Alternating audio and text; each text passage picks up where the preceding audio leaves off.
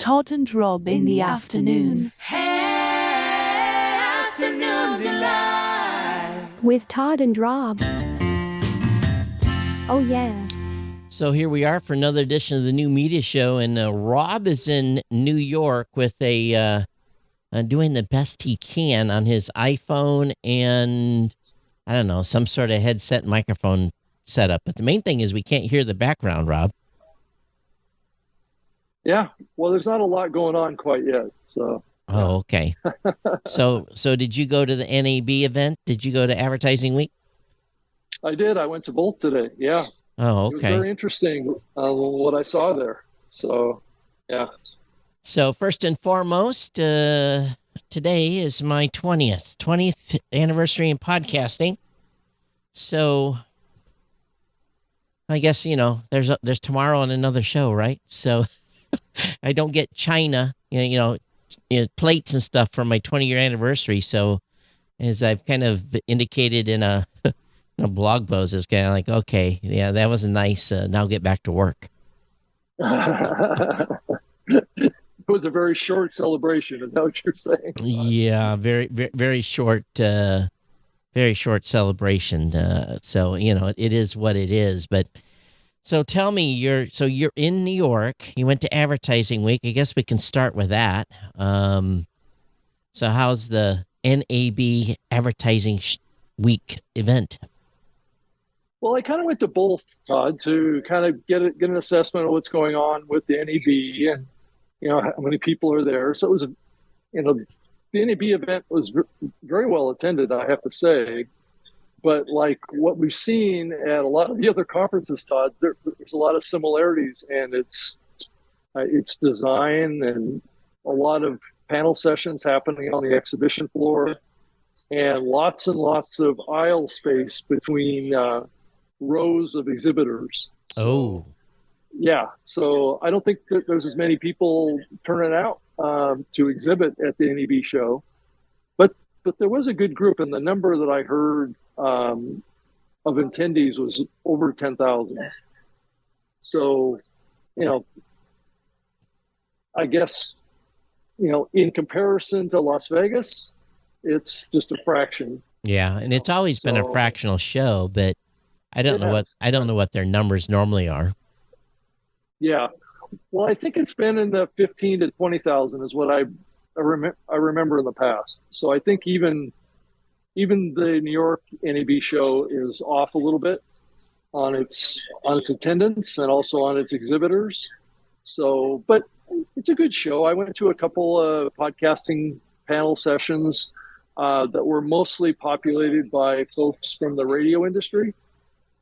So ones that, like Todd, you and I used to do a lot of radio events talking about podcasting. Well, it's safe to say that we've been fully replaced at those events by podcasting experts from the radio industry. So That's kind of, I think that's been going on for a while. And I think it's just because they have their own now, right? It isn't like they had to go into the podcasting industry to bring people into their events to talk about podcasting. Yeah. What kind of radio people?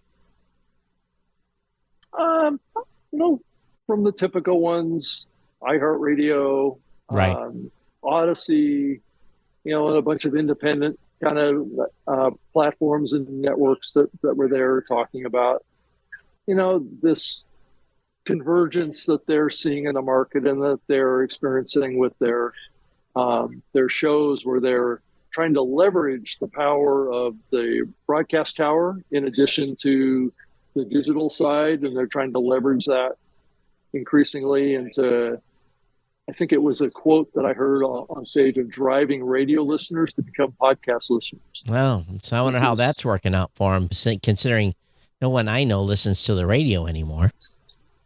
Well, I think it's a little bit of a clash of demographics, right?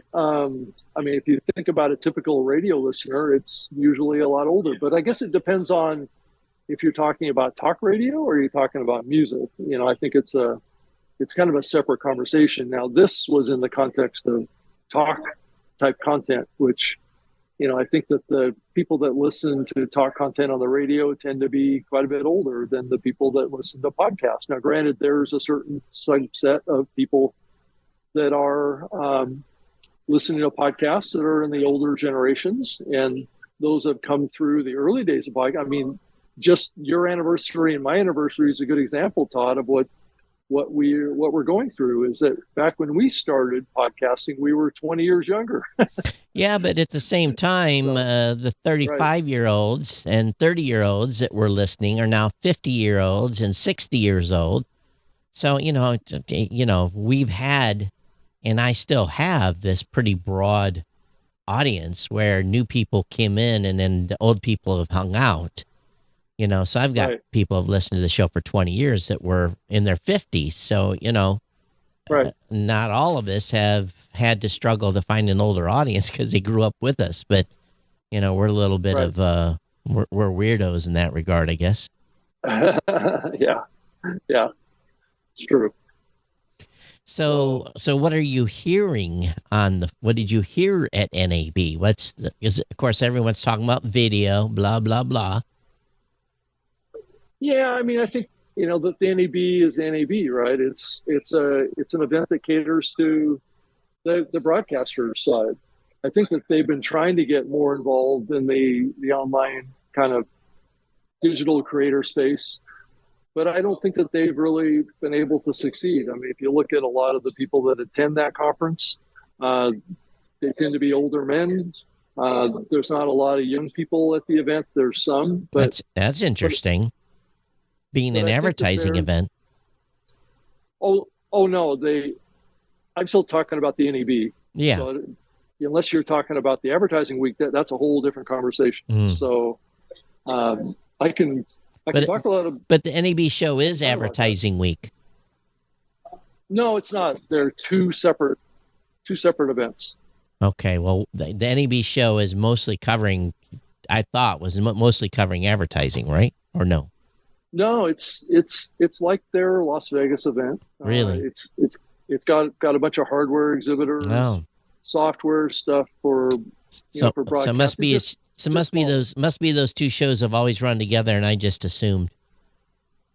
Yeah, I don't think that event I mean, at least from the panel sessions that I saw there too, it wasn't advertising centric. It was really across the board. Okay. Of radio and TV and the OTT opportunities with smart TV apps and things like that. That's kind of the area that the NAB kind of really focuses on at that event. Now the advertising week. So how long did you spend at each? So you spent some time at NAB. How long did you stay there? I was there only for like maybe 2 or 3 hours. Oh, okay. Then you went to advertising week. And I went to advertising week, and that was a completely different experience. Had a lot more younger people at the event, had like TikTok, sponsorship type areas, had a lot more kind of collaborative spaces. But it was a lot of younger generation there, a lot of women, a lot of diversity, a lot of really focus. Really, I thought it was fascinating that this focus on the influencer side and more kind of authentic voices, brands trying to connect with people that were doing authentic hostery type of presentations, which I thought was very ironic as I think about the podcasting industry in the early days when we started, which was very focused on host reads, very authentic brand endorsements, things like that were really believable on the part of the listener. And it seems like that's the direction that the advertising week is starting to push towards. That whole name advertising is really starting to take on a whole new meaning of what that is implying. It's not so much like what we traditionally think of advertising. It's much more than that. A lot of kind of deep data metrics companies there that were analyzing consumers and what their purchase behavior was. And this mapping is really kind of more of a digital marketing event and how people are going to market around video and audio.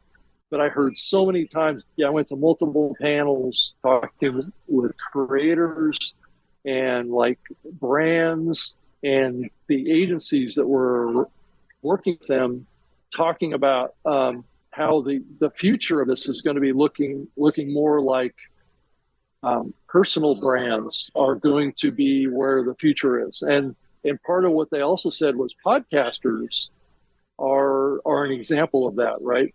Podcasters building direct relationships with their audience and building those connections and walking this line between pitching brands to them and being seen as authentic in what they're doing, but yet at the same time, maybe not taking on as many different brands, because then their authenticity starts to be eroded, right? Because they need to really speak with passion, that they really want to endorse those brands. Oh, that's interesting. So I guess my 20-year... And I felt this to some degree with my... Oh, go ahead, Tom. Oh, I was going to say, I guess with my 19 years of promoting GoDaddy, fits in line with what they're starting to think about now is individuals have more of an alignment with one or two brands than they do with multiple. Well, yeah, and I think that there's a feeling that the audience, which I laughed when I heard this, is that the audience was smart, right? Okay. And they could sniff out kind of like a less than authentic endorsement, right? Wow. Which I laughed, because you and I both know that in the early days of podcasting, there were people that took sponsors and then they trashed the brands that sponsored. Yeah. Right. Yeah.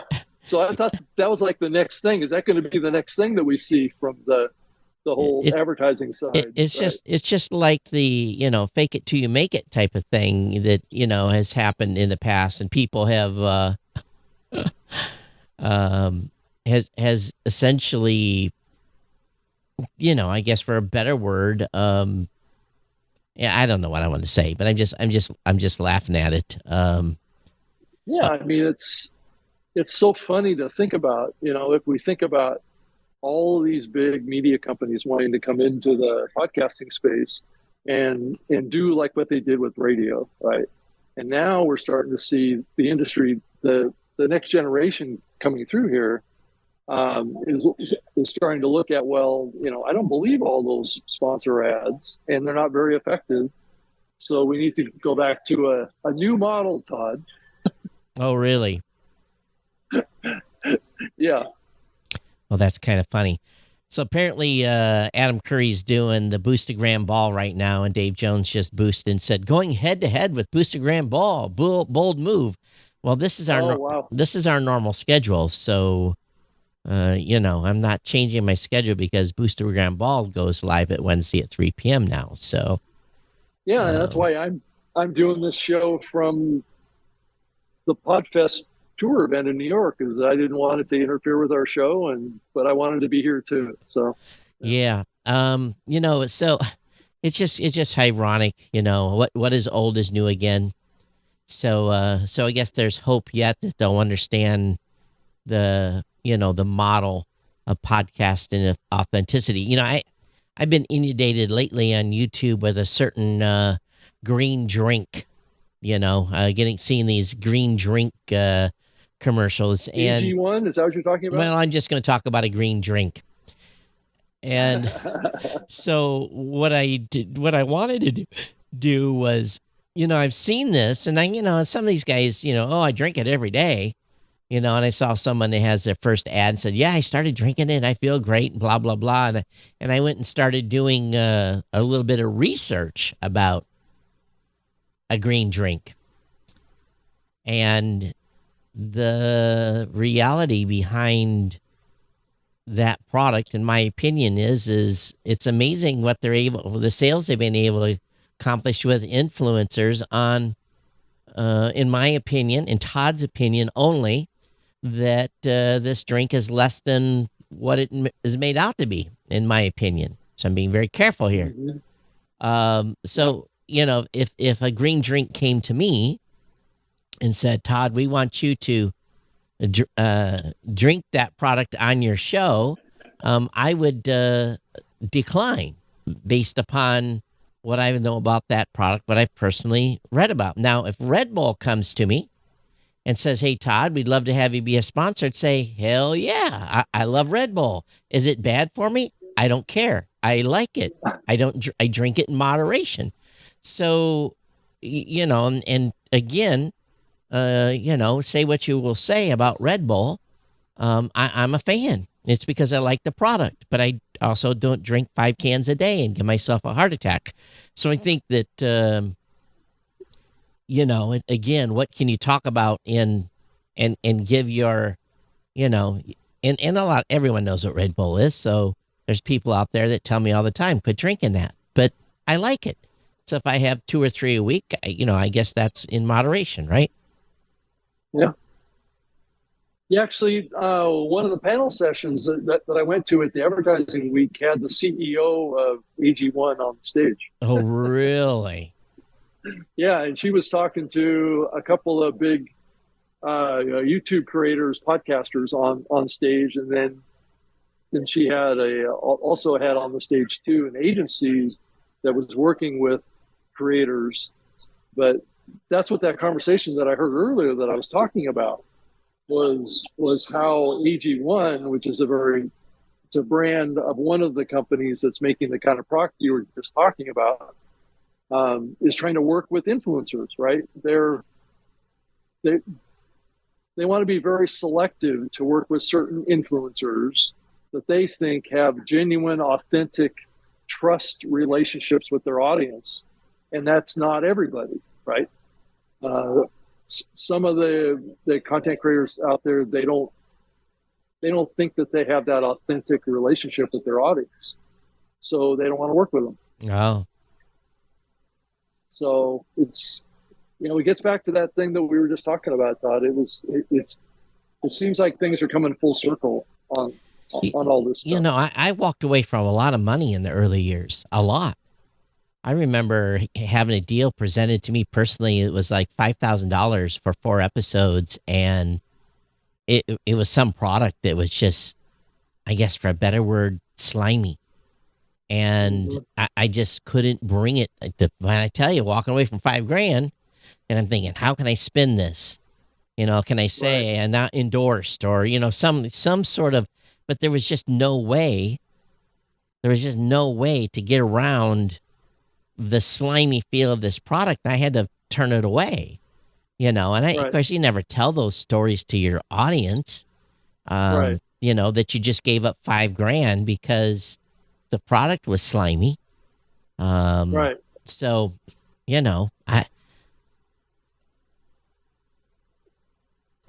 I did do a mattress ad one time, and I got the mattress after I'd done the ad, and I gave the mattress away. So that might tell you something too. And I told my audience I gave the mattress away.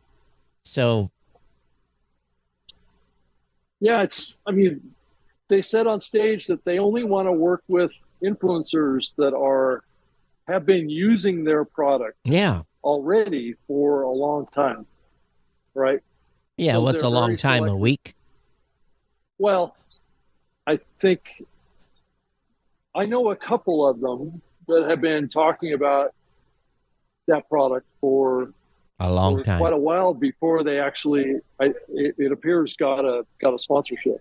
So, I guess here's my challenge with all of that again. After I did my own research, then my opinion on that creator has gone down.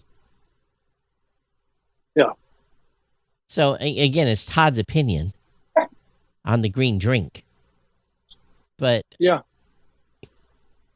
interesting. So it's they are definitely a number one advertiser on YouTube channels, at least the ones I watch. Yeah. So I would agree. So it must be having results. People must be buying it. Though I think that the BetterHelp folks are still the number one podcast advertiser. Yeah, and I don't even know what their product is, to be honest with you. I have no clue. It's mental counseling. Oh. Well, I guess I haven't been targeted with that ad. I don't listen to shows that are sharing mental health services. I didn't even, is that a thing? Oh, you froze up right when I asked the question. So, are you back? Oh, no, he's not back. Yeah. Oh, you're cutting out, Rob.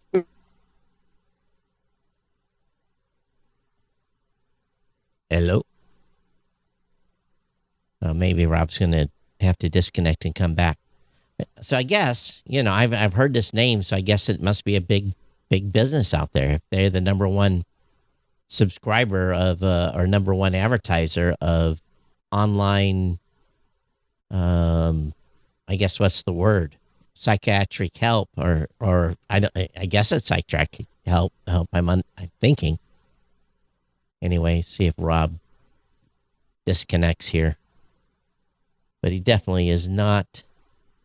This is what happens when you're remote somewhere and you're using Wi-Fi or your LTE connection to do stuff. Rob had some stuff in the agenda today.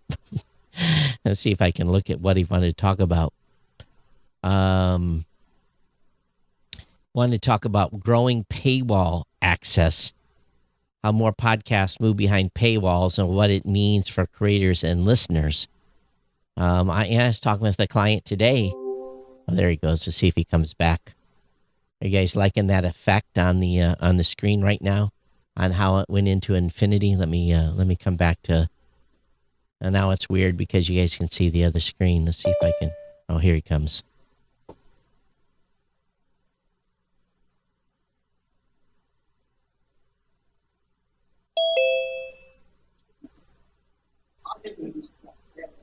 All right. Yeah, there you're flipped again, Rob. So you're sideways on the screen. So how do I flip that around? I don't know, but it's looking pretty funny. You're yeah, I guess maybe that's the key, is turn the phone. I'm not sure. Hey, we're getting the back of your hand, so I'll flip it this way. Okay, there we go. All right, so back. Okay.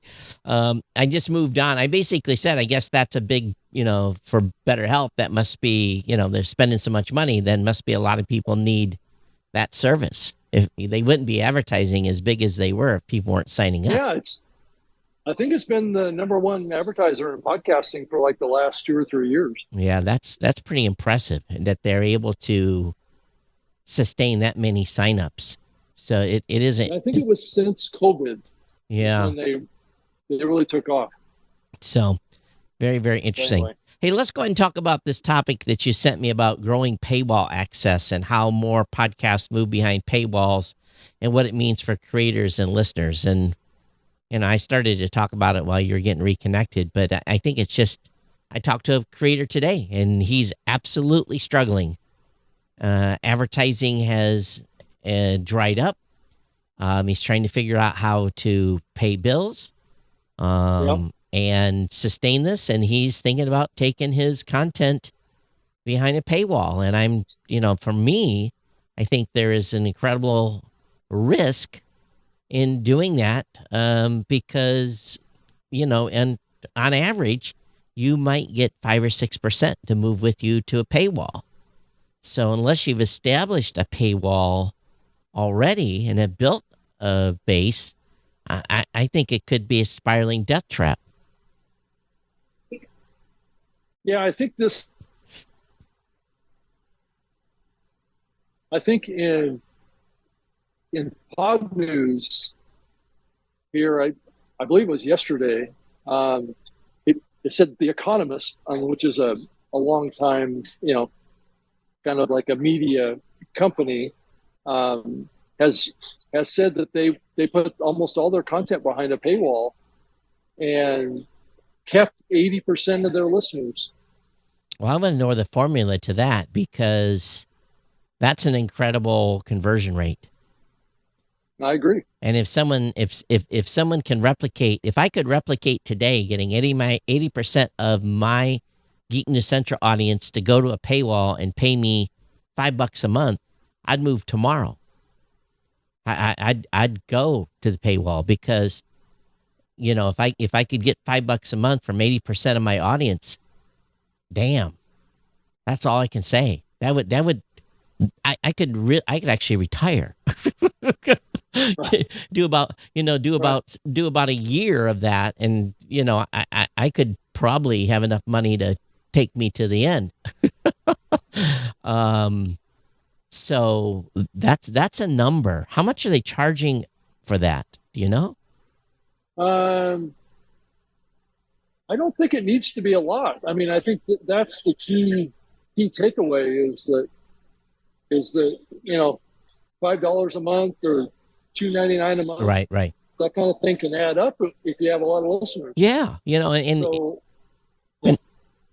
this is why Value for Value has such an opportunity if people understand that and understand how to get people to, you know, again, Value for Value can work many, many different ways. But if you can get 80% of your audience to contribute, just $2 a month.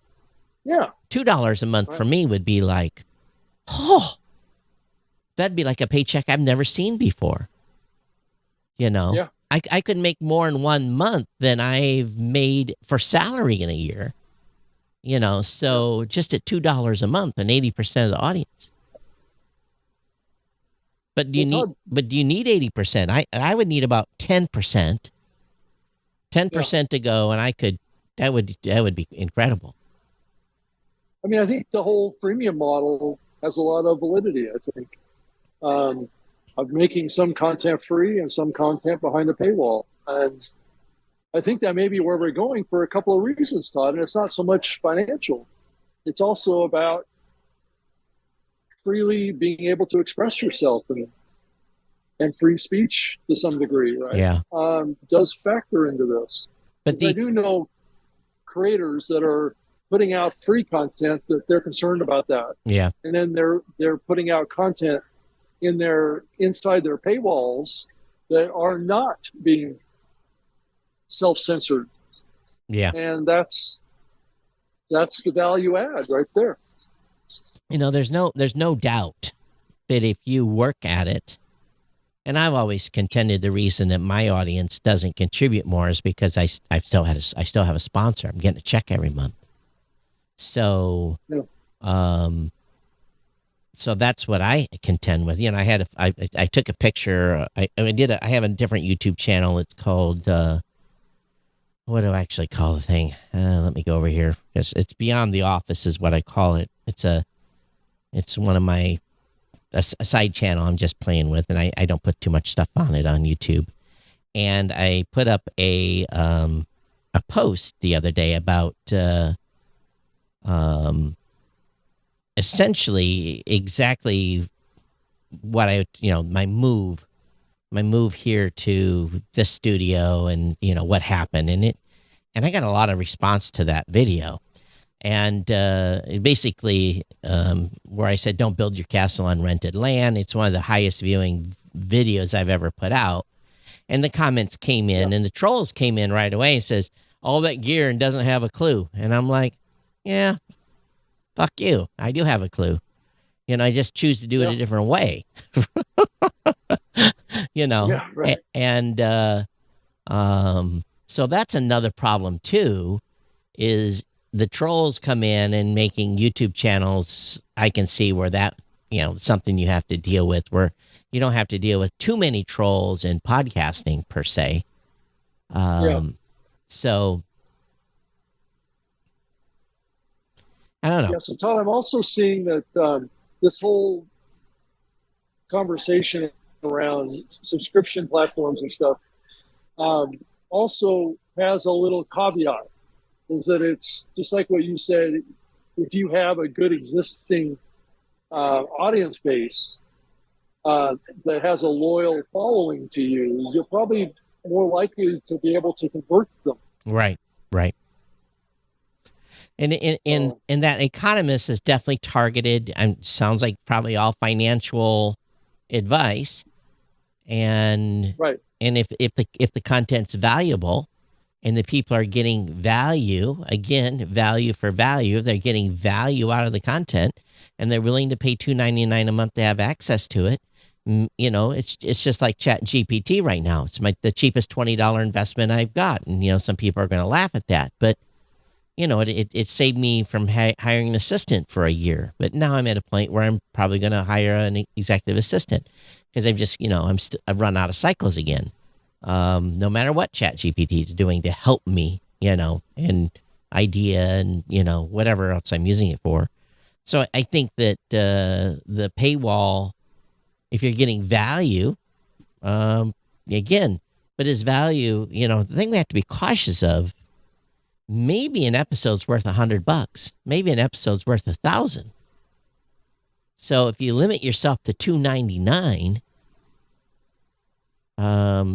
that you know, again, you know, which way to go. And I know that, you know, we've talked about value for value a lot here and had Adam on, and he's a master of it, of course. But at the same time, I don't know.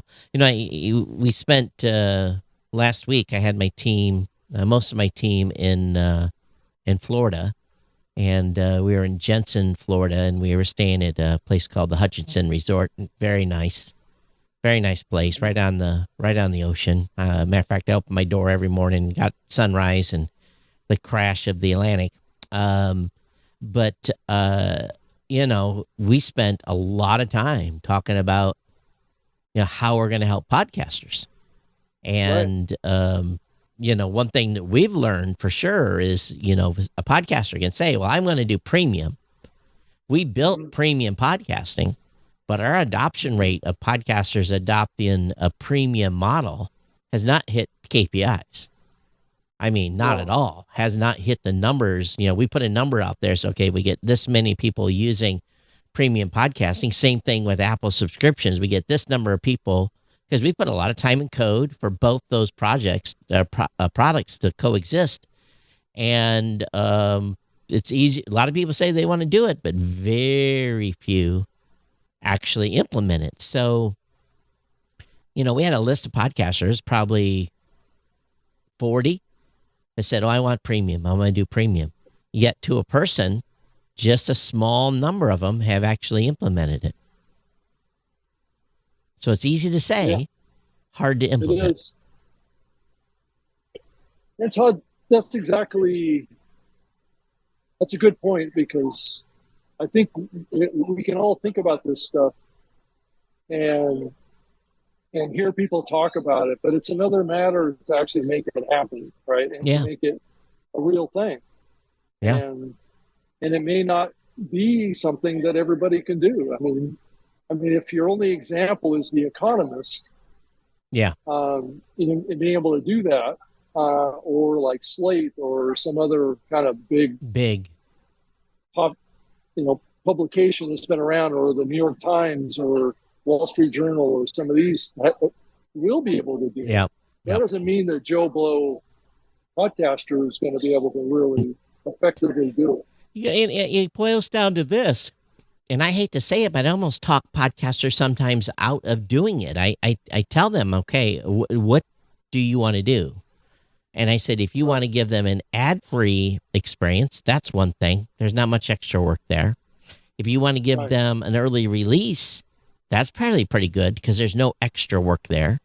But if you want to give them an extra episode, as soon as you commit to that, then you have to have an extra episode, however often you've committed to, for 1, 200, 500. You don't know how many subscribers you're going to get, but you've also committed to it. So I always tell folks that are thinking about going to a paywall, it's much, much better to have either an ad-free offering where they don't have to listen to the ads you've already got, or number 2, they get the content early.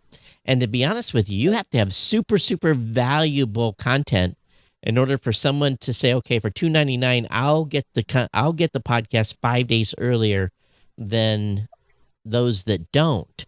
So you have to consistently deliver enough value to make some there has to be some competitive reason to get the episode 5 days early. It's like the marketing AI show. I would pay to get that show early. I would pay to get that before everyone else got to hear it, because there's stuff in there that for 5 days could end up being enough competitive advantage of an idea that you gained from that show to give me enough head start to make it worth that money every month. So, yeah. Yeah, and Todd, I've been seeing a growth on Pod News here lately. I mean, to bring up James a little bit here is, I've noticed that his list of personal sponsors, has been growing. Yeah. Right.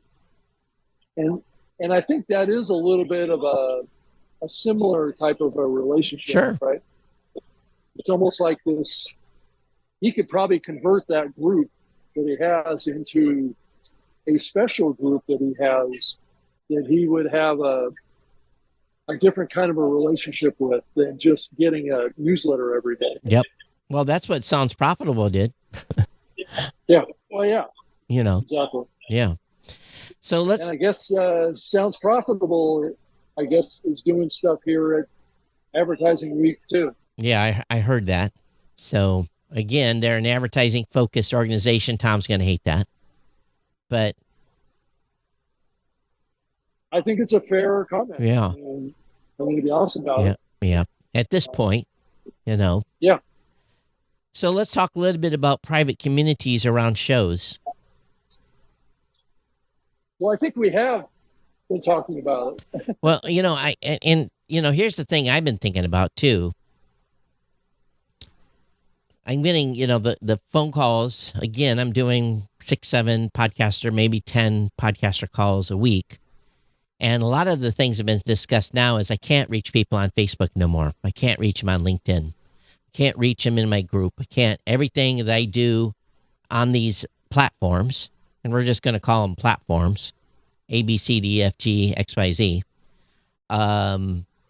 They are they can't. They'll put a message out, and their audience will never get it. It won't surface unless they make a purposeful click into the group. And we see that at Blueberry. We see that with our Blueberry podcasting group. Unless someone purposely comes in, our message doesn't surface in the stream of Facebook at all. And if we put a link in the post, God forbid we would try to make them leave Facebook. It even gets, it gets plummeted even further down. Same thing with X. So private communities, I think at this point, anyone that's building a community on a social media platform is an idiot. I'm just going to say it frank. You need to build your community off these social media platforms. You need to bring them back to the web. Bring them to a forum group. There's plenty of these tools out there, literally hundreds of them that you can run on your own website or a subdomain. I think the key is if you want to, and I've tried it in the past, and it's very, very hard. But if you start and build a community location somewhere off of social, I think it's a much better way to go at this point. And why? Because you're not reaching your tribe. You're being prevented by the gatekeepers of any message that you put out. Yeah. Well, there are platforms, but Todd, this is where it conflicts with this thought that you need to own your own real estate, right? Yeah.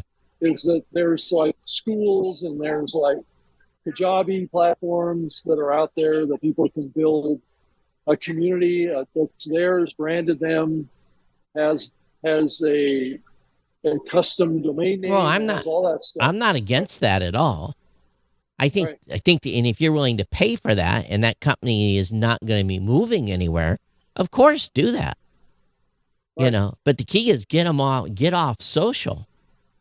Get them off Facebook and get them off of Google groups. Get them off that kind of Facebook. stuff. Send them to a destination. Send them to community.something. Send them someplace where when they come there, they are going to see your tribe. You look at what Patreon does, and if you build a Patreon following on Patreon and you post something new, you get an email and you go to the Patreon page and you get access to the. I pay for a few services where I get free episodes or exclusive group or whatever.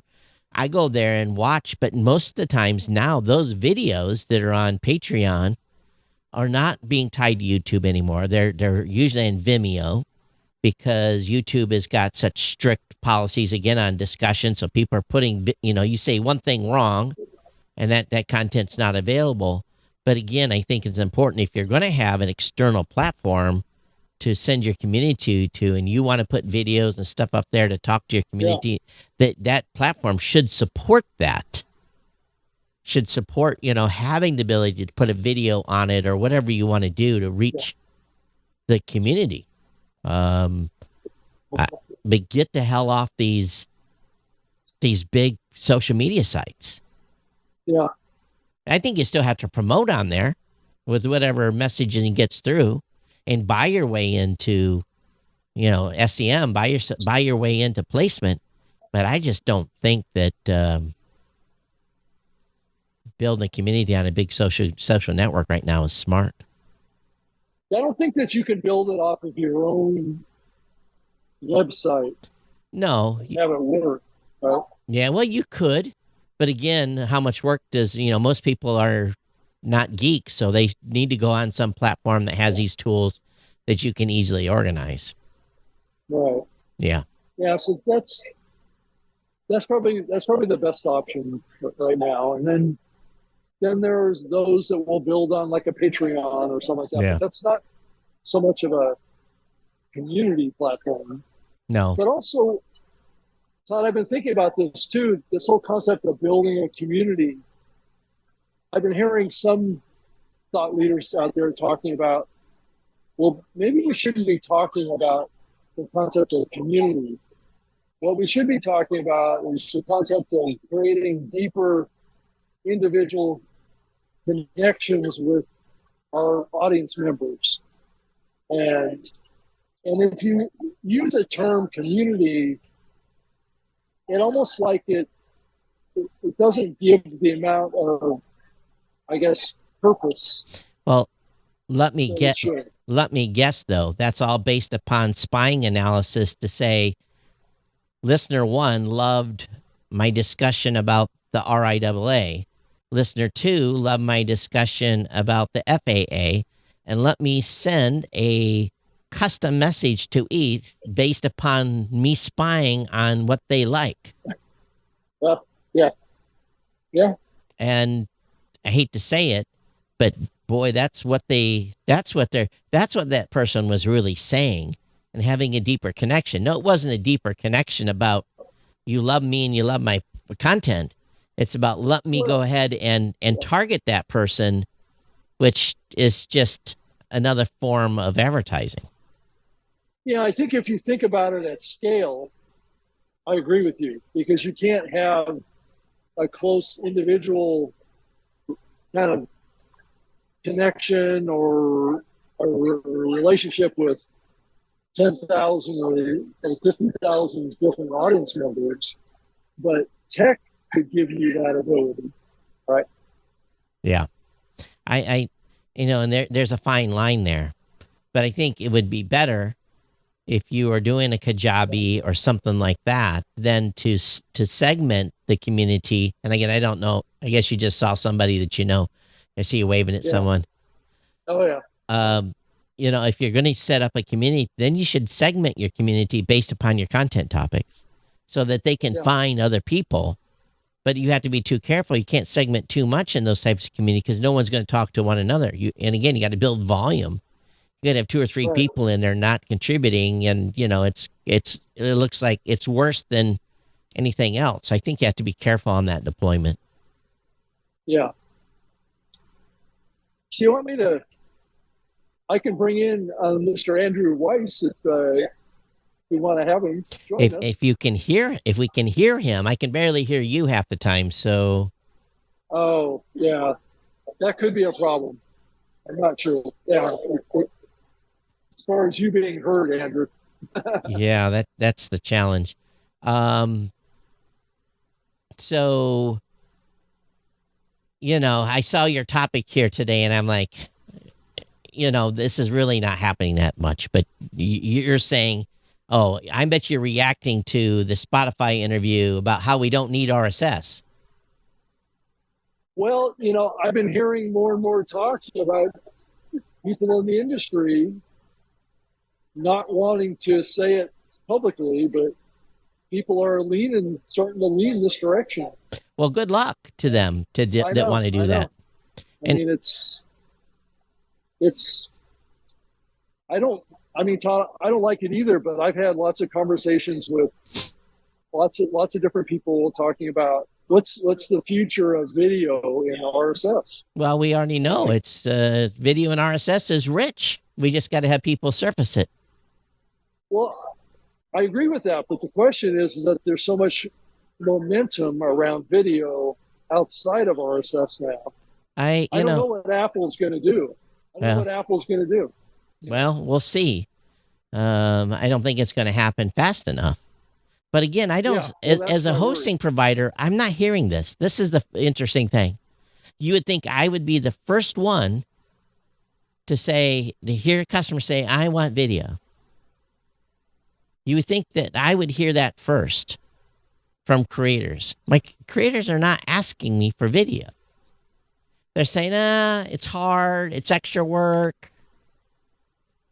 Yeah, I think it's probably a different creator, Todd. No, it's a smaller segment of a different creator. But they're not podcasters then. They're YouTubers. Well, no, I'm talking about the other way around. I think the people that we typically hear from are people that are more audio centric. Well, I hear from I've got 100,000 people using our products and services. So if I'm not hearing it from that segment saying you need more support for video, where else are we going to hear it? I think this again There's a lot of people, Todd, that don't consider themselves to be a part of the podcast industry. Well, don't go to podcast conferences. Yeah. Well, don't participate. Again, here's the thing, though. This is all a story made up about advertising. It's all about advertising. So we have to we have to understand that this has been a marketing opportunity to try to get podcasters to think that they need to do video, and it's only a chase to find more dollars for advertising. So I think it's a made up BS story, to be honest with you. And it's affected some, but again, you have Spotify saying we don't need RSS. Well, that's incredible. Well, Todd, if the narrative is true, that the reason why we're seeing so much interest in video is coming from a monetization perspective, which is what we saw from Spotify wanting to do that, then that may be the answer to the question. And I think we both have come to that conclusion that is the real motivation here, because based on what I'm seeing at Advertising Week, and even to some degree at the NAB, is that there's such a heightened focus on monetization now. It's driving people to consider things, and also deeper audience metrics, because there's so much money being made now on audience metrics. Like I spoke to the Instacart folks at the Advertising Week folks platform, selling groceries and food and delivering it, things like that. That guy told me that his business is increasingly becoming a data business, data brokerage business. Yeah, spying on consumers. Right, and giving and sharing that data with the brands. Yep. So they can better target campaigns. That's right. to consumers. It's all about spying. It's all about privacy. It's all about figuring out who Todd is and what he likes and make sure they can sell directly to me exactly what I want at the time I need it. Yeah, and the Instacart company is actually making a digital grocery cart. So it actually will track all the specials in the grocery store, and it'll prompt you on the screen. Well, I shop online with our local grocery store called Myers, and it's when I get in there to reorder my groceries so that I can either pick up or have them delivered, it tells me, hey, do you need milk? Do you need bread? All the stuff I normally buy is right there on the bottom. And all I got to do is click, click, click, click, click, click, and add 10 or 15 things that I've ordered 2 or 3 times to the cart. But one thing they're not good at is surfacing me new products. As I go into grocery, so wow, what is that? And I buy that product. And as long as I don't use my rewards card, well, they probably know through credit card. They tie it back. But yeah, what we are is I don't have it here. What we are is a source of money. We are a source of money. We have a pocket full of credit cards and debit cards that they want us to spend. So when creators are getting all wrapped around the axle about, oh my God, I need to do video, just understand this isn't mostly an advertising play. Right. Like it or not. But yet at Advertising Week, lots of conversation around authentic advertising. Yeah. Right? So Fader Dragon says Discord is much better option than Facebook groups. I'll be honest with you. I hate Discord. I really do. It's a jumbled mess. If you're a geek and you love Discord, Discord's a great place. I hate Discord. I really do. I'm in 5 or 6 Discord groups, and it's the worst. It's the worst experience. They say they can build community there. I can't handle to be in the app. So again, I think it's depending on if you're a geeky nerd stuff, which I am, you probably like Discord or you're trying to show somebody. Rob's flipping his camera around here. Are you in a restaurant or where are you at? Yeah. Okay, so I got you full screen here. So I just wanted to show everybody where I'm at. Are you at the Podfest meetup? Yeah. So is Chris there already? Is the meetup going on or? No, he's not here. Andrew's here. Oh. Chris had to stay down in Tampa because he's got a hurricane on top of him right now. Yeah. Yeah. Yeah, my daughter's in Tampa too. So she's 41 feet above sea level. And she's with her mother. The house is boarded up. So, yeah, everyone's in the path of this nasty thing. And, of course, folks in North Carolina, and that was all affected by the last one, they're still digging out. I don't know. I can get real mean on this show about that whole situation. If you're watching TikTok and you're watching the people that are actually in North Carolina, not watching the pundits, but just look at the people, the true people that are suffering. We just have to do a better job. That's all I'm going to say. And it's been that way forever. We know that when you're in a major disaster like that, you can't rely on the government. The government's not going to be there to help. You better plan for at least 7 days on your own. And most people don't. So they get in trouble. Everyone says 3 days. 3 days is a bullshit number. 7 days is a bigger number. And something that big, it doesn't matter if the government has all the resources in the world, they're not going to get to you in time. So all I can say is thanks for all the volunteers in North Carolina. We'll see what happens in Florida. Yeah, I mean, we're going to find out in, a couple of days? Yeah, 6 hours, this thing's really going to start ramping up. So, yeah. So, I guess, we'll see what happens in this, but it's curious then that you were at Advertising Week, you got into NAB. Are you driving back tonight? What's that? Are you driving back tonight or are you staying there for another day? I'm gonna jump on a train and head home here, probably in the early evening. Oh, okay. So, what does the rest of you say? This audience has been pretty quiet lately in regards to our topics. And we don't like it when you guys are quiet. It's better when you guys are whispering to us. Yeah. Or people are just afraid to whisper to us now.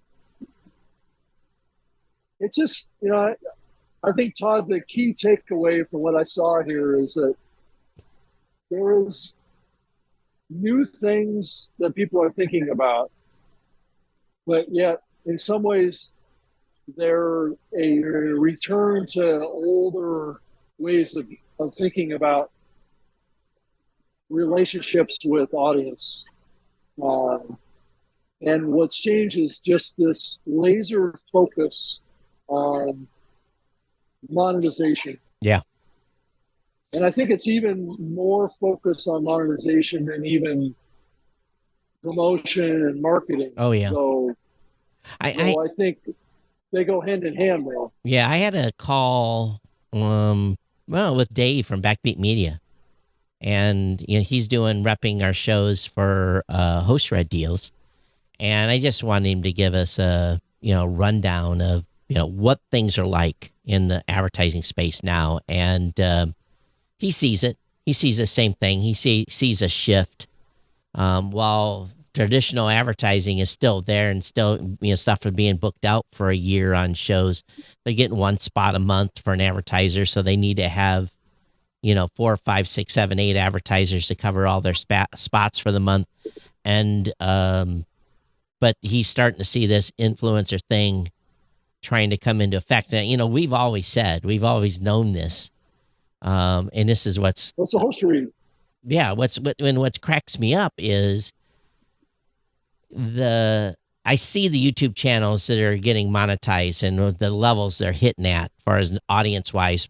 I watched this one show grow over about 9 months, and he finally hit about 25,000 subs, and all of a sudden the green juice and other stuff started showing up.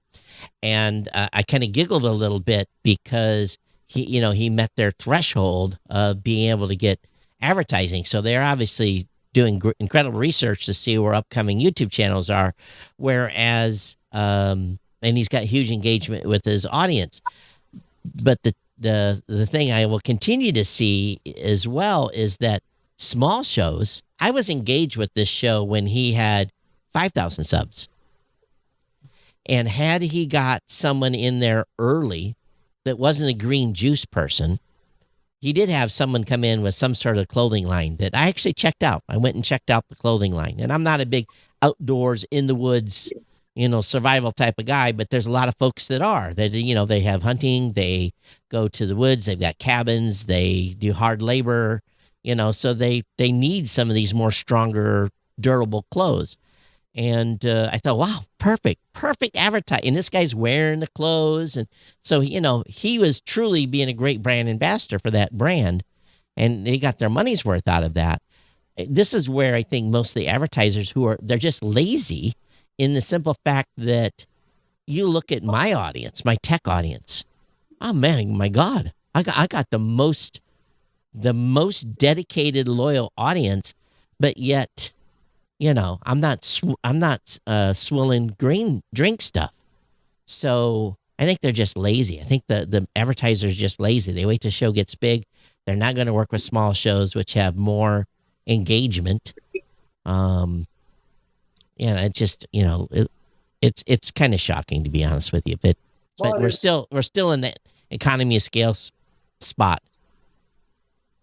Yeah, it's also funny. I don't think I've ever heard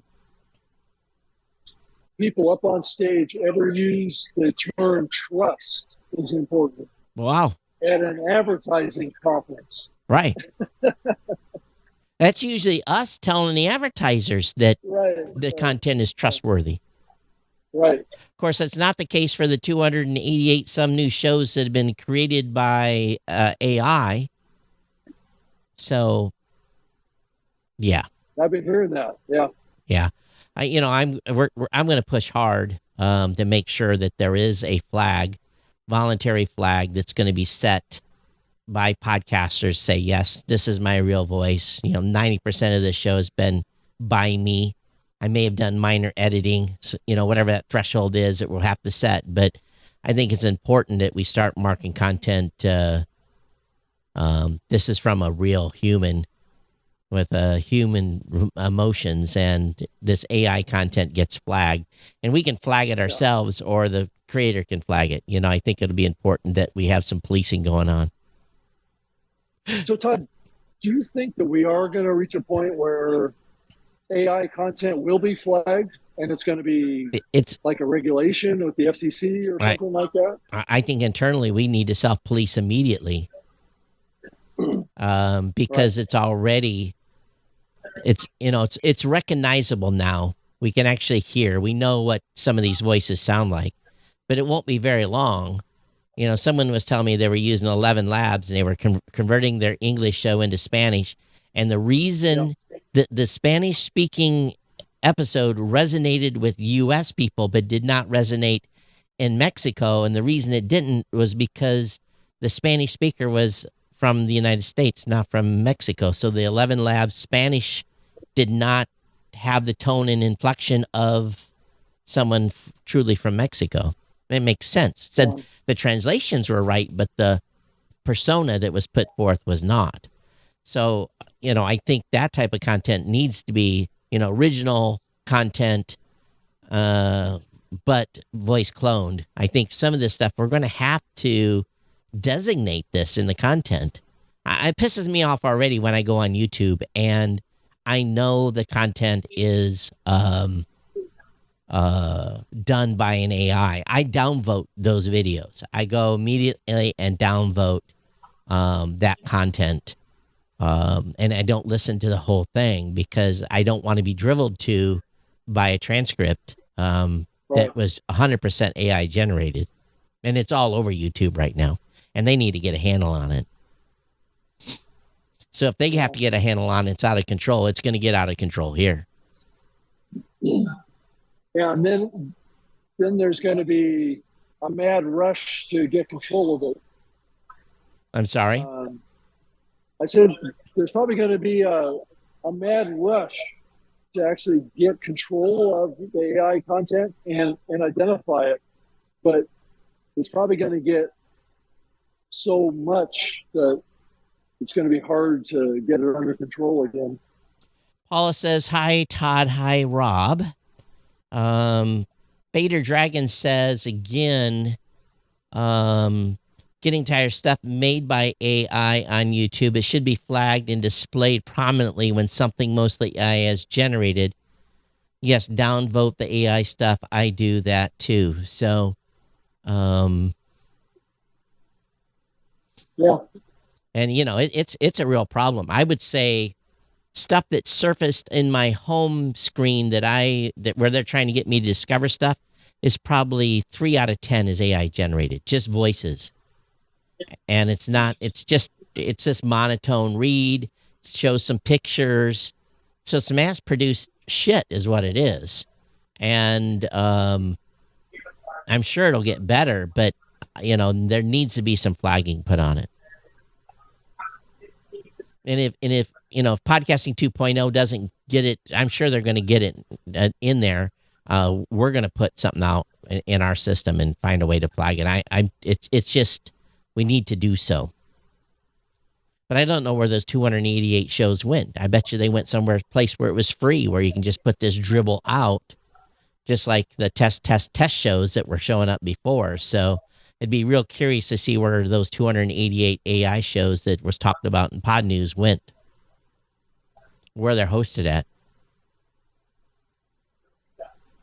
Well, I think the danger is that not all the platforms will identify the content. Well, then so some platforms will not, and some will. And if the creators are going to go that want to use AI are going to go to the platforms.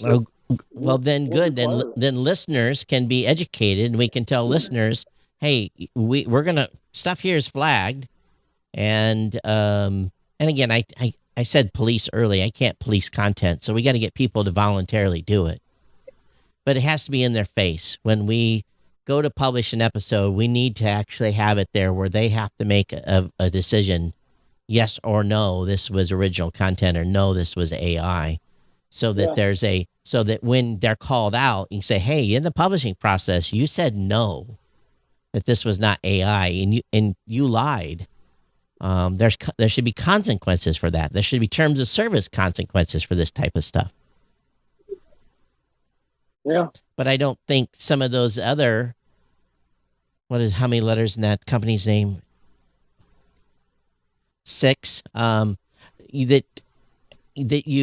it's not, and YouTube has a policy now, you're supposed to be flagging it, but this other company doesn't, that talked about doing away with RSS and don't needing RSS. They don't have any flags for AI. So that's where all that content's going to go. Yeah. Well, I thought that YouTube put out. They did. They put out a policy saying that they wanted AI flag. Yeah, they and I don't know if it's in the interface. I'll have to look through because I've never seen it. Yeah, I think it is. Yeah, I think it is. It's like a radio button. Yeah. Option. When I set up live, I don't think there's a setting for that. I'll have to look closer next time I go through. Yeah. But again, I'm using AI to create image art, so do I need to flag that as the cover art as AI?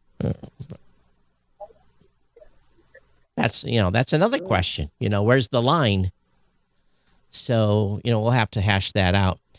Stuart says, I don't even know if the cover art that AI makes is really all that effective. Yeah, it's guess what? It's for lazy people like me that have no artistic skills. If we had an engaged audience that was sending us if you're listening to the show live right now and you've got some skills and you want to send us album art for this episode, hey, feel free to put it together and send it to me. I'll use it. Stuart Goffman says, appreciate you gentlemen discussing the podcasting industry trends, issues, and concerns from the inside. Be well. Thank you, Stuart, for the comment. Appreciate it.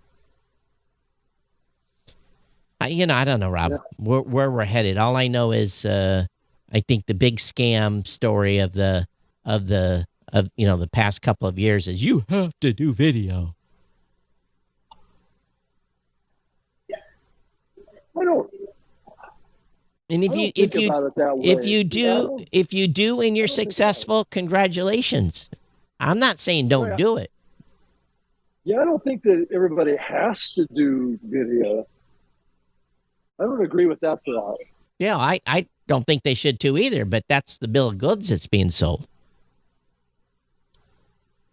I think that's the perception that a lot of creators have right now, is that they want to play in the current ecosystem that exists of shorts and long-form content and podcasts and all that stuff, that they have to be doing all that stuff.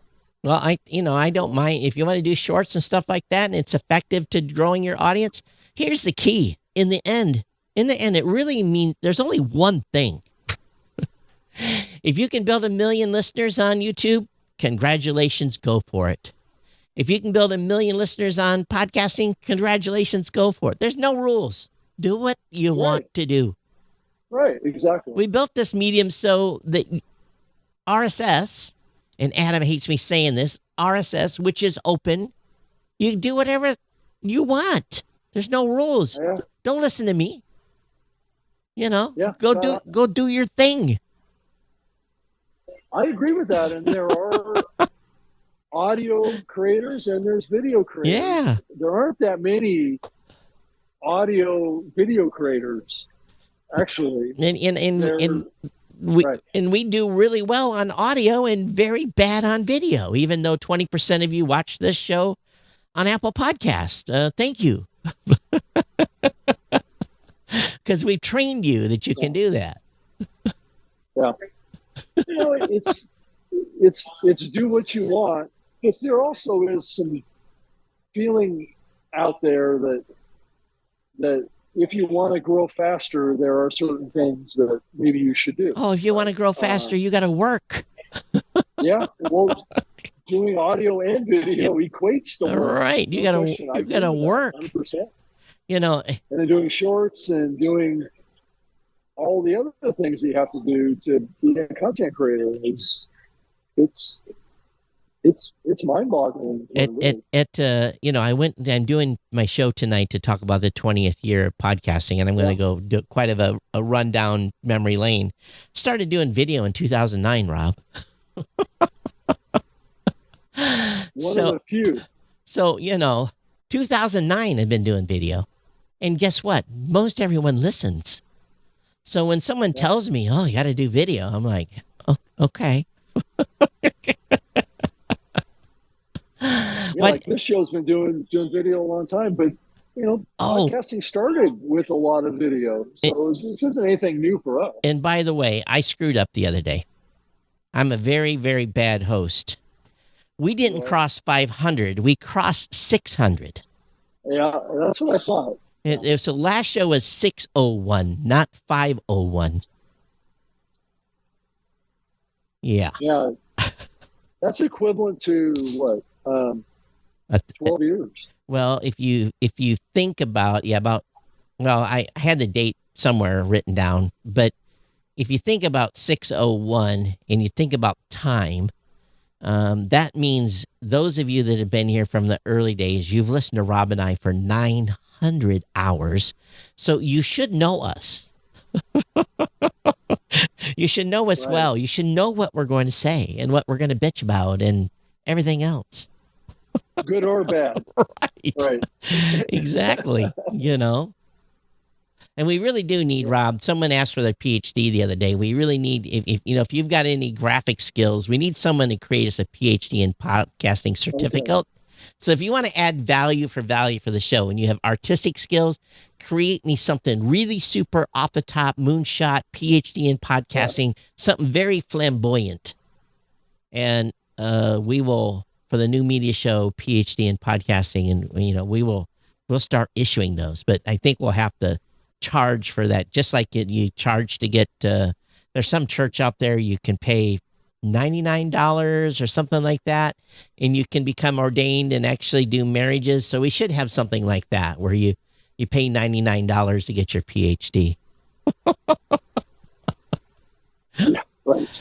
Well, it looks like you're getting bothered. Any other takeaways here?